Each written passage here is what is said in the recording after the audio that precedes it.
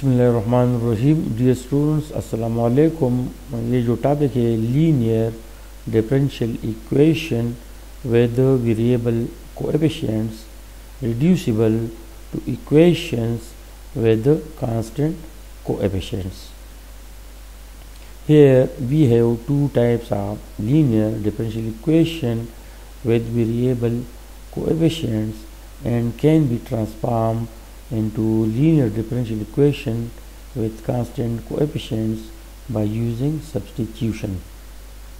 यहाँ पे ये बात कही जा रही है कि हमारे पास दो किस्म के डिफरेंशियल इक्वेशन होंगे।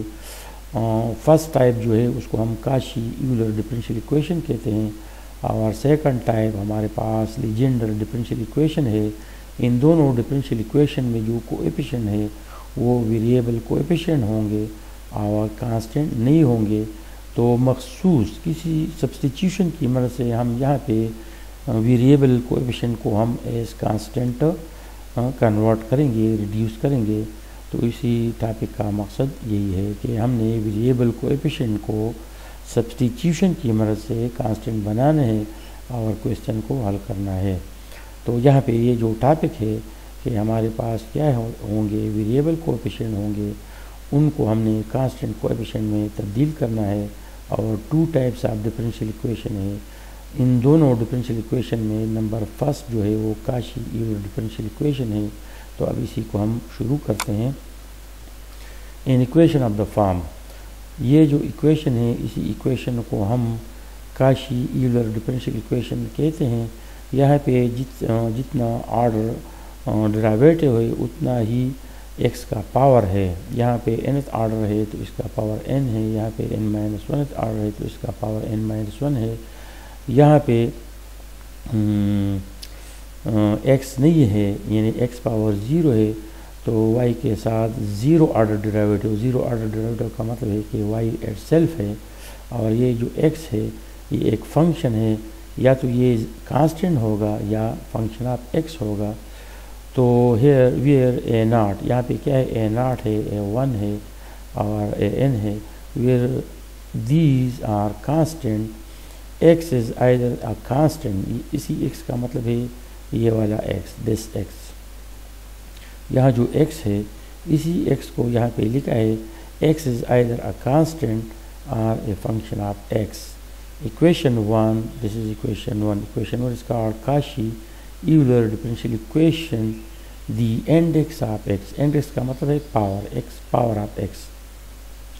The index of x and the order of derivative in each term is the same. यहाँ पे पावर ऑफ x और ऑर्डर ऑफ डेरिवेटिव हर एक टर्म में सेम है।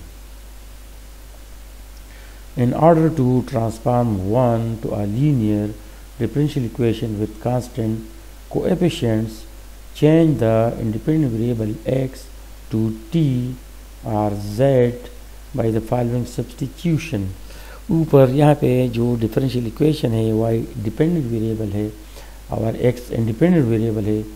तो यहाँ पे जो वेरिएबल कोएफिशिएंट है, इन वेरिएबल कोएफिशिएंट को एज कांस्टेंट बनाने के लिए हमने इंडिपेंडेंट वेरिएबल x को सब्स्टिट्यूट करना है, x is equal to e power t। ये एक एक्सपोनेंशियल फंक्शन है, इसको हम लॉगरिथमिक फंक्शन की फॉर्म में लिखेंगे तो हम लिख सकते हैं t is equal to log x बीस e, या हम लिख सकते हैं t is equal to ln x। अब इन दोनों का हमने डिफरेंशिएशन लेना है। टेकिंग डिफरेंशिएशन t है तो इसके साथ हम d/dx लगाएंगे। यहाँ पे log x है तो t is equal to log x, इसको हमने डिफरेंशिएट करना है with respect to x। So dt/dx is equal to d/dx of log x, जो कि बराबर है 1/x। अब यहाँ पे चेन रूल है तो इसी चेन रूल में हमने क्या कहा, लिखा dy/dx को हमने रिप्लेस किया, यहाँ पे हमने इसका इजाफा किया, यहाँ पे हमने dt लिखा, यहाँ भी dt लिखा। अब यहाँ जो dt/dx है इसकी वैल्यू यहाँ से हमने उठाया, यहाँ से हमने वैल्यू उठाया, यहाँ पे रखा तो हमें ये मिला। और इसको हम इस तरह लिख सकते हैं। अब यहाँ पे हमारे पास ये जो डेरिवेटिव्स है और इसके बराबर है। तो अब इसी को हम किस तरह लिखेंगे, यहाँ जो x है इसी x को मल्टीप्लिकेशन से multiplying both side by x, तो इसी x को यहाँ से हम यहाँ पे शिफ्ट करेंगे और ये वाला हमें देख ले, ये जो हमें मिला ये आ गया और ये आ गया। अब x dy बाई डी अपनी जगह पे लिखेंगे, d बाई डी टी को हम क्या करते हैं डेल्टा से रिप्लेस करते हैं और इसी y को हम यहाँ पे लिखते हैं। तो हमने इसी को याद रखना है, x dy by d x equal to delta y। बाज़ बुक्स में ऐसा करते हैं कि इसी डेल्टा की जगह वो कैपिटल D यूज़ कर। यहाँ पे x dy by d x है। अब हम x square d square by d x square की वैल्यू मालूम करेंगे। तो हम स्टार्ट लेते हैं d square y by d x square से। तो डी बाई डी एक्स के साथ हम डिफरेंशिएशन जब हम लगाएंगे तो ये सेकंड ऑर्डर बताए। अब इसकी value by d x d y by d x, तो d y by d x की वैल्यू क्या है 1/x d y by d t, इसको हमने 2 लिखा है। तो इसी सेकंड ऑर्डर को हम इस तरह लिखते हैं। अब वो नंबर 2 से हमने इसकी वैल्यू यहाँ पे लिखा, ये अपनी जगह पे बाई प्रोडक्ट रूल, यहाँ पे प्रोडक्ट ऑफ 2 फंक्शन है, this is first this is second. तो हम लिखते हैं first function derivative of second plus second derivative of first. अब यहाँ पे इसी डी एक्स को हमने शिफ्ट करना है, यहाँ पे डी टी लगाते हैं, यह भी डी टी लगाते हैं, ये चेन रूल हुआ। और 1/x का डेरिवेटिव -1/x स्क्वायर है। इसी d y by d t को हमने यहाँ पे दोबारा लिखा। अब हम क्या करते हैं, इन दोनों को हम क्या लिखेंगे, this will become d square by d t square और d t by d x की वैल्यू 1/x है। यहाँ पे d t by d x की वैल्यू 1/x हमने यहाँ पे लिखा। अब यहाँ पे 1/x स्क्वायर है और ये दोनों भी 1/x है, कॉमन निकालते हैं। अब इन दोनों से हम y कॉमन निकालते हैं। अब इसी को हम डेल्टा स्क्वायर लेते हैं, इसी को हम डेल्टा लेते हैं। तो ये जो सेकंड ऑर्डर है ये बराबर आ गया 1/x square delta square minus delta into Y.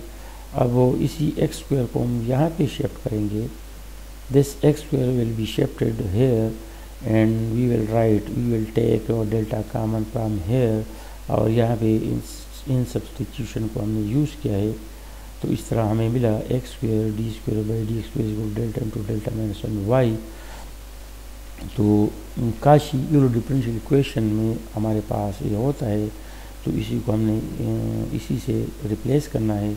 इस तरह अगर ये थर्ड ऑर्डर वाला टर्म हो तो इसको हम इससे रिप्लेस करते हैं। अगर यहाँ 3 हो तो यहाँ पे 3 फैक्टर हम लेते हैं, अगर यहाँ n हो तो हम इनको n लेते हैं। अब अगर इनको हम काउंट कर ले तो यहाँ से लेकर यहाँ तक n-1 है और इसी को जब हम इसके साथ लेंगे तो ये फैक्टर्स कितने होंगे, ये फैक्टर हमारे पास n फैक्टर हो गए। इसी माइनस को अगर हम अंदर ले जाए तो ये बनता है। अब हमारे पास ये क्या आ गए, हमारे पास एक वैल्यू ये है, इसको हमने याद रखना है। दूसरी वैल्यू हमारे पास ये है, इसको भी याद रखना है। तीसरी वैल्यू ये है, इसको भी याद रखना है। और ये इसकी जनरलाइजेशन है। अब जितनी भी किसी भी काशी यूलर डिफरेंशियल इक्वेशन में जितनी भी ऑर्डर होंगे उतनी ही सब्स्टिट्यूशन हमने करना है bye substituting the values of this and so on in equation 1 makes it linear differential equation with constant coefficients where t is independent variable। और यहाँ पे t क्या है, इंडिपेंडेंट वेरिएबल है। अब यहाँ पे देख ले, यहाँ पे हमने इसी को d by d T x D by D अपनी जगह पे है, d बाई डी टी की जगह हमने डेल्टा लिखा। तो ये डेल्टा किसकी के लिए, this delta is power D by d T. तो टी हमारे पास इंडिपेंडेंट वेरिएबल है, तो इसी टी को याद रखना है। इंडिपेंडेंट वेरिएबल का हम यूज़ करते हैं। Where t is independent variable the equation thus obtained as third and finally the variable t is replaced by Logx। जब हम डिफरेंशियल इक्वेशन में ये सब्स्टिट्यूशन करते हैं और इन वैल्यूज़ को जब हम पुट करते हैं तो वेरिएबल कोएफिशिएंट कांस्टेंट बनते हैं। क्वेश्चन हम हल करते हैं और आखिर में टी को हम रिप्लेस करते हैं लॉग से। और अगर डिफरेंशियल इक्वेशन में ई पावर एम टी हो तो ई पावर एम टी को हम रिप्लेस करेंगे एक्स पावर एम से, क्योंकि ई पावर टी इसको हम लिख सकते हैं ई पावर टी पावर एम, तो ई पावर टी एक्स है और पावर एम अपनी जगह पे है।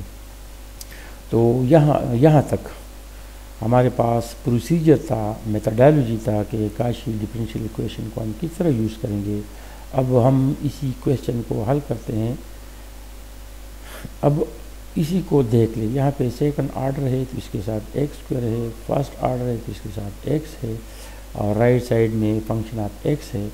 तो ये Cauchy Euler second order differential equation है। इसको हल करने के लिए हमेशा हम x equal to e power t से स्टार्ट लेते हैं। इसी एक्सपोनेंशियल को हम लॉगरिथमिक फॉर्म में लिख सकते हैं। अब वी नो दैट हमारे पास ये रिज़ल्ट था, हमने इसको प्रूव किया है और इसको हमने याद रखना है, ये हम जानते हैं, ये भी जानते हैं। अब इन सब वैल्यूज़ को यहाँ पे पुट करना है, तो सेकंड ऑर्डर की जगह हम इसी को हमने पुट करना है, तो ये आ गया। इसी की जगह हमने इस डेल्टा वाई पुट करना है और ये -2 अपनी जगह पे है, वाई अपनी जगह पे एक्स पावर 4। तो ये हमारे पास है। अब एक्स पावर 4 जब हम लेंगे तो ई पावर टी पावर 4 लेंगे, ई पावर 4t आ गया, तो एक्स रेज़ टू पावर 4 बना ई पावर 4t। अब यहाँ पे हमने वाई कॉमन निकाला, यहाँ पे प्लस माइनस हमने किया। अब यहाँ पे हमारे पास एक नॉन होमोजीनियस इक्वेशन है और जहाँ पे वेरिएबल कोएफिशिएंट ख़त्म हो गए हैं और ये जो कांस्टेंट है ये -3 कांस्टेंट कोएफिशिएंट है, यहाँ पे 1 है, ये भी कांस्टेंट कोएफिशिएंट है। तो काशी यूलर डिफरेंशियल इक्वेशन में वेरिएबल कोएफिशिएंट होते हैं और सब्स्टिट्यूशन से वही वेरिएबल कोएफिशिएंट एज कांस्टेंट बन जाते हैं, रिड्यूस हो जाते हैं। अब इसी इक्वेशन से हमने ऑक्सिलरी इक्वेशन लिखना है। ई पावर 40 को हम 0 लेंगे और इसी वाई को हम इग्नोर करेंगे, तो ये हमारे पास ऑक्सिलरी इक्वेशन है। अब जिस तरह हमने एक्सरसाइज 8.1 में क्वेश्चन हल किए थे या 8.2 में हमने क्वेश्चन हल किए थे, तो इसी तरह अब इसकी फैक्टराइजेशन करना है। -4 यहाँ पे -4 यहाँ पे 1 है, तो -4 × 1 = -4। अब इसी -4 से जब हम 1 माइनस करेंगे, -4 + 1 हमें देता है -3। तो इन दोनों नंबर्स को इसी के लिए हम यूज़ करेंगे और इस तरह फैक्टराइजेशन करेंगे। अब इसको हम 0 बनाएंगे तो 4 देता है, इसको हम इक्वेट करेंगे 0 से तो -1 देता है। अब ये वैल्यू ऑफ m है, these are roots of the auxiliary equation. तो आमतौर पर हम लिखते हैं y = c1 e power m1x + c2 e power m2x, लेकिन यहाँ पे इंडिपेंडेंट वेरिएबल t है तो हम x की बजाय t का यूज़ करेंगे। तो y = c1 e power m1t + c2 e power m2t।